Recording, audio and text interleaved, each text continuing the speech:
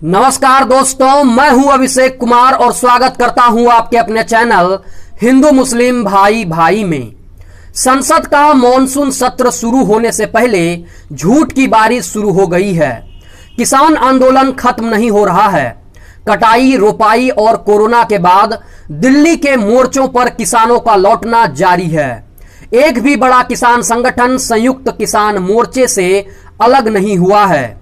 इसलिए अब ले देकर सरकार को बस प्रचार, कुप्रचार और दुष्प्रचार का ही सहारा लेना पड़ रहा है। आए दिन दरबारी मीडिया में ऐसी खबरें चलती है मानो किसान आंदोलन अब अपराध और गुंडागर्दी के अड्डे बन गए हैं, या फिर किसानों के बारे में सरकार के किसी ऐतिहासिक कदम का गुणगान होता है। हर बार सरकार का झूठ पकड़ा जाता है, लेकिन अगले झूठ की तैयारी शुरू हो जाती है। पिछले दिनों सरकार की दो बड़ी घोषणाओं पर नजर डालने से यह खेल साफ हो जाएगा। जून महीने के अंत में गेहूं की सरकारी खरीद का सीजन समाप्त हो गया। अगले ही दिन सरकारी विज्ञापनों में यह बताया गया कि इस बार गेहूं का रिकॉर्ड तोड़ खरीद हो गई है। इशारा साफ था, किसान बिना वजह एमएसपी पर शोर मचा रहे हैं। उन्हें जो चाहिए वो तो सरकार दे ही रही है। समझदार लोग बिना आंकड़ों की जांच किए ही सरकारी प्रचार का झूठ पकड़ सकते हैं। गेहूं उन चंद फसलों में से है जिनकी ठीक ठाक सरकारी खरीद की जाती है। इसलिए गेहूं का उदाहरण देने से यह साबित नहीं होता कि सभी फसलों में किसान को एमएसपी मिलती है। यूं भी सरकारी एमएसपी वो लाभकारी मूल्य नहीं है जिसकी मांग किसान पिछले 15 साल से कर रहे हैं। लेकिन आंकड़े ध्यान से देखने पर सरकारी दावों की पोल खुलती है। सरकारी प्रचार में सिर्फ एक आंकड़ा बताया गया है। इस साल सरकार ने कुल 407 लाख टन गेहूं की खरीद की, जो कि पिछले साल से 11% अधिक है। इसके आधार पर बताया गया कि किसानों को 85,000 करोड़ रुपए की पेमेंट हुई। दोनों बड़े आंकड़े सुन भ्रम होता है कि सरकार से किसानों को बहुत फायदा हुआ है। लेकिन दोस्तों, आंकड़ों में यह नहीं बताया गया है कि सरकारी खरीद गेहूं की कुल पैदावार की महज 39% ही हुई है, या यूं कहें कि 61% फसल सरकार द्वारा निर्धारित एमएसपी पर नहीं बिकी है। खरीद का अधिकांश हिस्सा चंद राज्यों तक सीमित है। पंजाब सरकार ने कुल पैदावार का 73%, हरियाणा ने 72% और मध्य प्रदेश ने 62% खरीदा है। लेकिन बाकी राज्यों में सरकारी खरीद बहुत कम हुई है। उत्तर प्रदेश में तो सिर्फ 17% पैदावार एमएसपी पर खरीदी गई है। वहीं बिहार में 8% और गुजरात में 5%। सरकारी प्रचार में इस सच को दबाने की कोशिश की गई। सबसे अधिक खरीद वाली फसल में भी किसानों को आधे से ज्यादा फसल सरकारी न्यूनतम मूल्य से नीचे बेचनी पड़ रही है। अनुमान है कि इससे किसानों को 590 करोड़ रुपए का नुकसान सहना पड़ रहा है।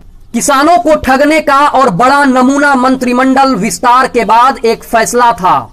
मीडिया में इसकी घोषणा ऐसे प्रचारित की गई कि मोदी सरकार ने खेती किसानी के लिए सौगात दी है, और नए मंत्रिमंडल में पहली बैठक में कृषि मंडियों के लिए 1 लाख करोड़ रुपए की राशि निवेश फंड की थैली खोल दी है। दोस्तों, दावे की जांच पर पता लगता है कि इसमें 3 झूठ शामिल है, जिसमें से पहला झूठ है कृषि निवेश फंड जैसा कोई सरकारी फंड है ही नहीं जिसमें से पैसा निकालकर कृषि के लिए दे सके। यह कृषि क्षेत्र को कुछ विशेष कामों के लोन देने को तय किया गया एक लक्ष्य मात्र है। यह लोन सरकार नहीं, बैंक देंगे। सरकार बस ब्याज का छोटा सा अंश देगी, जिसके लिए सिर्फ 900 करोड़ रुपए का बजट रखा गया है। दूसरा, तथाकथित फंड किसान के लिए नहीं है। इसके तहत लोन का लाभ कृषि उद्योग व कंपनियों के खाते में भी जाएगा। योजना में प्रावधान है कि इसमें लोन कृषि क्षेत्र में काम कर रहे एग्रीगेटर्स व स्टोरेज के लिए काम कर रहे कंपनियों को भी मिल सकेगा। यानी नाम किसान का होगा, सत्ता लोन वेयर हाउस व साइक्लो बनाने वाले गौतम अडानी व मार्केटिंग करने वाले अंबानी की कंपनियों को मिलेगा। तीसरा झूठ यह है कि दरअसल यह घोषणा नई है ही नहीं। कृषि निवेश फंड स्थापित करने की घोषणा वित्त मंत्री के फरवरी 2020 के भाषण में की गई थी। इसे दूसरी बार घोषित किया गया जब 15 मई 2020 को वित्त मंत्री ने कोरोना रिलीफ पैकेज की घोषणा की थी। इस साल वित्त मंत्री के बजट भाषण में इस फंड के तहत कृषि मंडियों को लोन देने की घोषणा भी की जा चुकी थी। नए मंत्रिमंडल ने उस फैसले को छोटे मोटे हेर फेर के साथ फिर से घोषित कर दिया, यानी कि सरकार ने एक ही घोषणा चौथी बार कर दी। दोस्तों, हकीकत यह है कि अब तक पिछले 1.5 साल में 1 लाख करोड़ रुपए की जगह सिर्फ 4,300 करोड़ रुपए का लोन सैंक्शन किया गया है, जिसमें से अब तक कुल 100 करोड़ का लोन भी नहीं दे पाई है सरकार। इसे कहते हैं जुमलेबाजी। अब किसान जुमलेबाजी में आने वाले नहीं हैं। संयुक्त किसान मोर्चा ने सरकारी जुमलों की पोल खोल दी है। दोस्तों, आप इस विषय पर क्या सोचते हैं? अपनी राय कमेंट बॉक्स में जरूर दें।